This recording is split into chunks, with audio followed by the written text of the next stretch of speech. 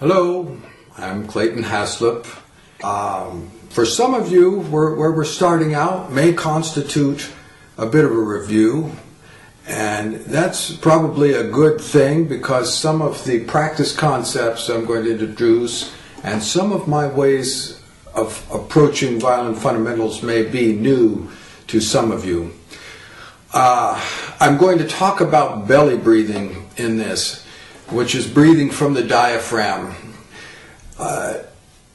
It's the way singers breathe, woodwind players breathe, yoga practitioners should breathe. And you can see me doing it now. When I draw a deep breath from my diaphragm, my shoulders and neck just automatically relax, and that is so helpful for violin playing. I'm surprised more teachers don't incorporate breathing into their violin instruction, in fact. Let me go into bow holding just briefly, and I'd like to talk a little bit actually about violin holding. My feeling about the bow hold, it's basically what we call the old Russian bow grip. A lot of American players today are holding the bow differently from this. You'll see it looking more like this, with the fingers spread out and the thumb very curved. I find it a rather inelegant approach to the bow hold. Albeit they get a very big tone, and tone is big. The bigness of tone, I think today, is almost more important to many people than the quality of the tone. That's my feeling. So just to explain, if you're interested in working with my grip and giving it a try, my thumb is placed between the frog and the leather wrap. If you can see this, I have to step over a coffee table here. But it's not extremely curved. In fact, sometimes it's virtually straight. I even catch myself sometimes playing this way with it bent backward. It's okay as long as it's as light as possible in here. The bow hold in general is just the amount necessary to sustain the weight of the bow. And when the bow's on the string, that's not very much.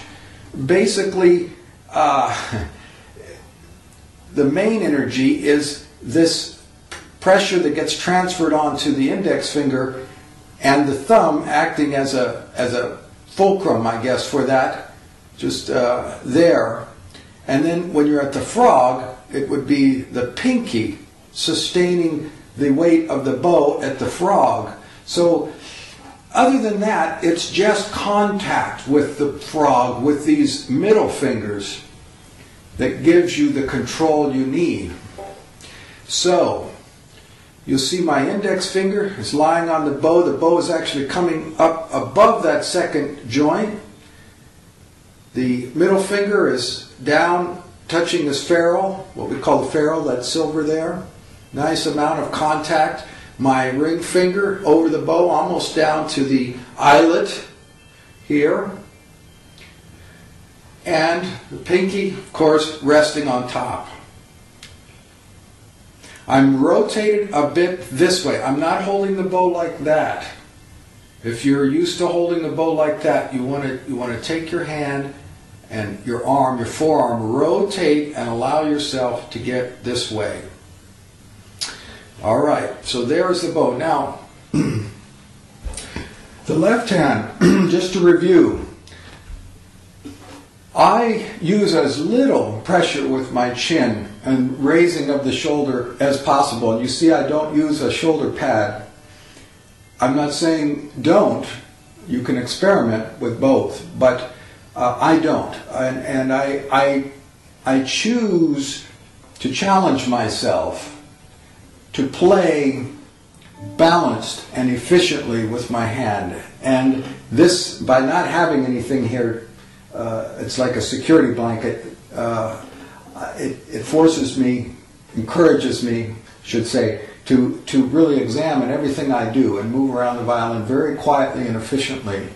So you may want to try that. As an by the way, as an intermediary step to removing your shoulder rest, if you want to do this, at drugstores you can usually find red rubber cosmetic sponges, about this round, and just about this thick, really rubber, and you just attach them with a rubber band. And they sit, you place it right about here on the back of the violin.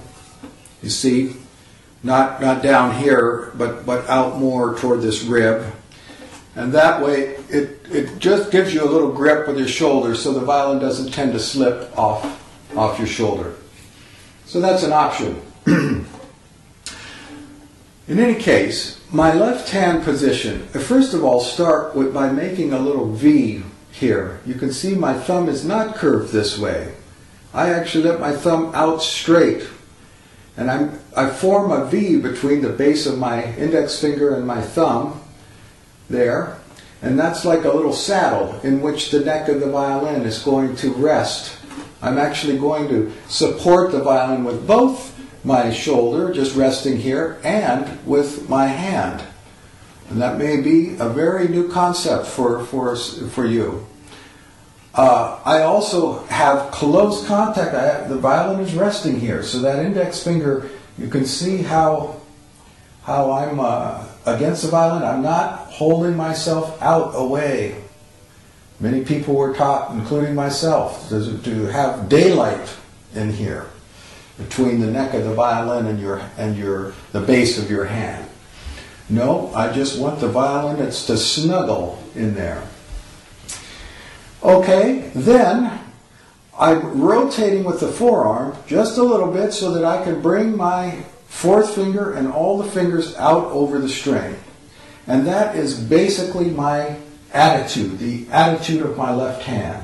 When I shift, it's with the forearm. I try to keep this attitude of my fingers and the shape of my hand as much as possible. Obviously, when you go up in the upper positions, you have to change to some extent, but you can see how I maintain as much consistency as I move around the violin. There's a nice line here.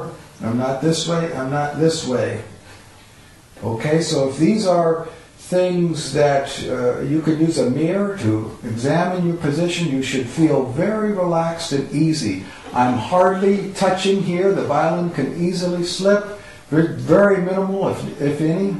The violin is very light. As I said, it's snuggling in my hand. Okay?